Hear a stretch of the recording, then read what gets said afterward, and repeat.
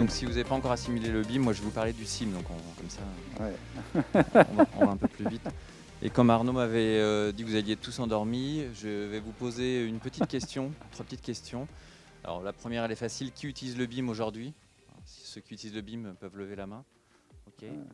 Qui Bien haut. utilise le SIG, les systèmes d'information géographique? Et là ça y est, je pense que je vous ai tous perdu. Ah, Ah, un très petit bien, peu. super. Si. Et donc qui utilise les deux? Ok. Ok.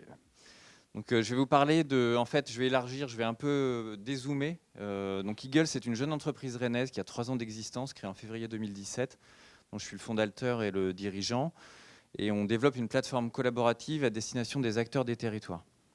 Donc l'objectif, c'est de permettre à l'ensemble des acteurs d'un territoire, services techniques des collectivités, aménageurs, bailleurs, foncières, bureaux d'études, de collaborer autour des données numériques du territoire, de les regarder ensemble, de les faire circuler et donc de leur donner de la valeur et si nécessaire de développer des modules spécifiques. Et là, on rentre dans le sujet des API que mon collègue vient de détailler. Donc, on s'adresse du coup à une échelle qui est un peu supérieure, pas au sens mieux, mais au sens plus large, qui est le SIM. Donc le SIM, c'est pas très nouveau, ça veut dire City Information Modeling et pas Building Information Modeling. Il y a plusieurs acceptations du terme SIM, il y a plusieurs visions du SIM. Donc certaines personnes ou certaines entreprises parlent du SIM en tant que BIM élargi au niveau du territoire. Donc là, on va retrouver notamment pas mal d'EPA qui travaillent à ces échelles-là. On pense à l'EPA Marne, à EPA Euratlantique, etc. Le CSTB a un peu cette approche-là aussi.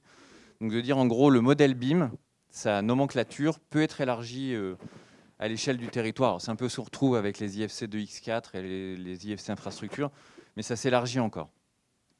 Il y a une autre manière qui est de dire, bah, moi le bâtiment, ça ne m'intéresse pas, ou en tout cas pour le moment, je ne m'en préoccupe pas et je modélise le territoire. Je crée des objets qui représentent le territoire, les lampadaires, les routes, les réseaux, etc. J'en fais un modèle de données, ça s'appelle le CityGML, qui est un format qui est le pendant des IFC dans le monde du bâtiment. Il y a une autre approche, alors vous l'aurez peut-être compris, c'est la nôtre, qui consiste à dire, bah, quand on regarde le territoire, il y a plein de contributeurs de tous côtés, donc les services techniques des collectivités qui vont plutôt travailler avec le SIG. Il y a des gens qui instrumentent les réseaux, les opérateurs de réseau qui vont mettre des capteurs partout et qui fournissent des données au travers de ce qu'on appelle les IoT, donc les objets connectés. Et il y a des gens qui contribuent à la modélisation des bâtiments, des infrastructures et qui produisent des données BIM. Et donc le SIM, c'est l'assemblage de tous ces formats-là, de toutes ces données-là, de toutes ces contributions. Et c'est ça qui va permettre d'avoir une vision objective et partagée de ce qui se passe sur le territoire. D'où le titre de mon intervention, le BIM, un contributeur essentiel aux démarches territoriales. Donc pourquoi on se pose cette question-là et pourquoi on ne dit pas que le SIM, c'est le BIM à l'échelle territoire? J'ai voulu revenir aux intentions des deux échelles, en fait. Quand on est au niveau du BIM, et je vous en ai parlé toute l'après-midi, on est plutôt sur des sujets conception, construction, maintenance, exploitation, ce que j'ai beaucoup entendu dans la journée. Quand on est à l'échelle territoire, on est un peu en amont de ces sujets-là et on ne conçoit pas un territoire comme on construit un bâtiment. Et on est plutôt à regarder des problématiques de diagnostic d'un territoire, savoir ce qui se passe, de faire un constat, un bilan, des phases de planification, où on n'est pas encore du tout dans les phases de conception, on ne fabrique pas le territoire comme on fabrique un bâtiment, des phases de supervision, où là on va utiliser tout ce qui est instrumentation, capteur pour comprendre ce qui se passe. Et évidemment là on rejoint, parce que je l'ai entendu aussi sur le BIM, les sujets de communication, donc comment présenter ce qui se passe, pouvoir être dialogué à la fois avec les acteurs professionnels, mais aussi les acteurs citoyens. Donc, quelle est notre vision? Donc, nous, ce qu'on l'on propose, c'est une plateforme collaborative qui permet d'assembler des données entre professionnels pour avoir une vision partagée et objective de ce qui se passe. Et on pense qu'aujourd'hui, le mieux, c'est de laisser chacune des échelles travailler à son niveau pour avoir les meilleurs outils en fonction des objectifs que j'ai précisés juste avant et de ne pas chercher absolument à avoir un seul outil qui permet de travailler du boulon de la chaise jusqu'à la vision du territoire d'une métropole, voire d'un département, voire d'une région, parce que finalement, on risque de faire un truc trop générique et qui dégrade l'intérêt plutôt particulier de chacune des échelles. Donc l'idée, c'est plutôt de jeter des ponts entre les deux mondes, de permettre d'intégrer des objets BIM à l'échelle du territoire ou d'intégrer des données du territoire dans le monde du BIM. Et après, il y a quelque chose qui est important que j'ai pas mal aussi entendu dans l'après-midi, c'est le côté itératif. C'est-à-dire qu'aujourd'hui, on a tendance c'est la question que je vous posais sur la maîtrise d'ouvrage avec la ville de Rennes. Je ne suis pas de la ville de Rennes, je précise. Oh. Voilà. Mais c'est important de pouvoir avoir des itérations plus courtes et je pense que les outils du numérique permettent ça aussi. C'est-à-dire que par rapport à la commande, laisser travailler les professionnels et revenir que 6 mois après pour avoir la restitution, c'est probablement un risque d'une déception ou d'avoir des demandes de reprise un peu tardivement. Et je pense que le monde du numérique, les outils collaboratifs permettent de rentrer dans des cycles beaucoup plus courts où au fur et à mesure de la conception, on peut travailler ensemble et donc éviter ces effets de reprise dans les phases de conception. Donc j'ai illustré avec un petit schéma quelles sont les données qui peuvent circuler d'un monde à l'autre. Donc nous, aujourd'hui, on est capable, dans notre univers territorial, d'intégrer les objets du BIM au niveau des enveloppes, donc les échelles les moins raffinées, on va dire, du BIM, et les données attributaires. Je vais l'illustrer avec deux exemples après. Et dans l'autre sens, on est capable d'envoyer des informations qui venant du SIG, donc des données à la fois les bâtiments environnants, donc j'entendais dans un des exemples sur l'importance de modéliser ce qui se passe autour du chantier, les réseaux, mais aussi des informations de sociologie, donc qui habite. Alors ça c'est plutôt pour les aménageurs et les gens qui veulent comprendre dans quoi s'inscrit le projet. Des informations de mobilité, donc les sorties de voirie, etc., le réseau viaire, ce genre de choses que l'on peut envoyer. Les terrains aussi. Alors, ouais. Il me faudrait une après-midi pour parler des terrains, mais c'est un sujet. Nous, on utilise une plateforme sur le web. Modéliser des terrains finement sur le web, ça reste un défi technique aujourd'hui. Donc, je vais vous présenter deux utilisations. En fait, c'est deux projections de ce que l'on peut faire avec le BIM au niveau du territoire. Donc, le premier, c'est un projet que l'on développe autour de la médiation et de la concertation. Donc là, l'objectif, c'est de se servir des données, de toutes les données qui existent sur un territoire, pour intervenir très tôt dans des phases de médiation, de concertation encadrées avec des citoyens, de présenter le projet et les données environnantes du projet, c'est-à-dire là encore une fois la sociologie, le contexte, la mobilité, etc., pour expliquer l'ambition du projet et pas seulement d'avoir un retour visuel sur le projet ou pourquoi il plairait, etc. Donc d'objectiver vraiment l'intention du projet et d'essayer de limiter les recours en phase aval de livraison du projet, etc. Donc j'ai évidemment une vidéo, tout ce que je raconte est incompréhensible, donc au moins avec une vidéo, normalement on le voit. Donc là, ce que vous voyez, c'est un projet, c'est un seul bâtiment de bureaux qui est juste à côté de nos bureaux. Donc c'est pour ça qu'on a travaillé avec le cabinet d'architectes JLA à Cesson-Sévigné, donc qui nous a fourni un modèle BIM venant d'un outil qui s'appelle Archicad, que j'imagine vous connaissez tous par cœur.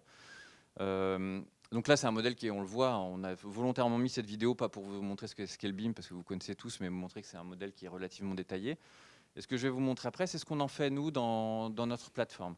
Donc nous, on est en train de développer, donc ça c'est ce que vous voyez, c'est notre plateforme. Donc on a une vision du territoire, on vient assembler plein de données, donc des données du réseau viaire que vous voyez là, où on va voir le parcellaire qui va s'afficher. On va voir les armoires, par exemple, d'accès au réseau fibre optique de la métropole de Rennes. On va voir des informations, alors peut-être sur la végétation, mais j'en suis pas certain. Et on va voir comment on peut utiliser la maquette BIM pour présenter le projet dans son contexte. Donc on va voir, alors je laisse passer un peu la vidéo, on va voir qu'on peut représenter le territoire de manière cartographique comme ça. On va passer aussi sur une vision sans doute avec des images satellites. Donc là, voilà, on commence à afficher la 3D du territoire, les bâtiments environnants. Alors avec des données qui valent ce qu'elles valent parce qu'elles viennent d'OpenStreetMap, pour ceux qui connaissent. Donc des données qui sont disponibles partout dans le monde, mais parfois pas peu qualifiées, mais on peut les renseigner. Et là, on vient implanter la maquette que vous avez vue précédemment, à son niveau enveloppe, sur le territoire, en 3D, et dans son contexte. Donc là, on peut faire des opérations qui sont basiques, le manipuler. Et voilà. Donc là, on le retrouve implanté dans son contexte. Et ça, c'est des choses que l'on présente en phase de médiation-concertation dans des ateliers. Alors là, le bâtiment est déjà modélisé, déjà conçu, mais on peut le faire dès les phases amont avec plutôt des approches volumiques, avoir des premiers retours et une démarche itérative. Donc là, on va travailler avec les professionnels. Il y a une première démarche avec les citoyens, démarche volumique. On renvoie ça aux professionnels qui vont faire les premières esquisses en BIM, qui vont revenir vers les citoyens, etc. Et on avance comme ça sur le projet. Deuxième exemple, alors là, on est vraiment dans la projection parce que le BIM n'est pas encore utilisé dans ce contexte-là. C'est un outil qui permet d'évaluer l'impact environnemental des projets d'aménagement en phase amont. Donc là, c'est un travail qui est réalisé avec un institut pour la transition énergétique du bâtiment, qui s'appelle Nobatec INEF4, qui est basé en Nouvelle-Aquitaine, et qui a constitué une base de données des matériaux, des procédés de construction, et qui permet d'évaluer leur impact en termes de consommation d'énergie et d'émissions de gaz à effet de serre. Et donc, ce que l'on a fait par-dessus cette base de données, c'est qu'on a mis en place un petit outil de modélisation dès les phases amont qui permet de modéliser un projet plutôt à l'échelle quartier de le déterminer en termes d'attributs, de dire voilà, quels sont les matériaux, quels sont les procédés constructifs qu'on va utiliser, de faire tourner des calculs sur la base de données qui a été construite, et donc d'évaluer sur l'ensemble de l'opération l'impact environnemental. Ce n'est pas une démarche scientifique au sens où ce n'est pas des calculs physiques de l'opération d'aménagement. Par contre, ça permet de comparer différentes alternatives, de voir en fonction des matériaux que l'on pourrait choisir, des infrastructures que l'on pourrait mettre en place, à quel point il y a des écarts entre les différentes variantes du projet que l'on peut proposer. Le BIM, dans ce sujet-là, il peut arriver à 2 niveaux. C'est-à-dire que cet outil-là peut être exporté en BIM et donc alimenter des premières versions et fournir des informations attributaires pour constituer une première maquette BIM qui va être ensuite travaillée par le BIM manager, la maîtrise d'œuvre, etc. Ou à l'inverse, quand on avance un peu dans le projet, on peut réalimenter les informations attributaires dans cet outil-là depuis la maquette BIM et donc évaluer son impact environnemental. Donc on peut être soit dès les phases amont et on alimente le BIM, soit au fur et à mesure des itérations du projet, vérifier la cohérence de la maquette que l'on construit et vérifier si on est toujours dans les clous des impacts qu'on s'était fixés. Donc voilà à peu près à quoi ça sert. Donc l'idée, c'était d'ouvrir un peu sur un champ d'utilisation du BIM qui élargit un peu à l'échelle territoire, qui permet de travailler avec des acteurs qui ne sont pas forcément les acteurs que vous avez l'habitude de côtoyer ou qui sont plutôt dans un environnement périphérique plutôt de ce que vous faites, mais qui peuvent se servir des données que vous produisez. Et ça fait encore une fois écho à plein de sujets qu'on a abordés aujourd'hui. J'espère. Merci beaucoup Laurent Le Breton.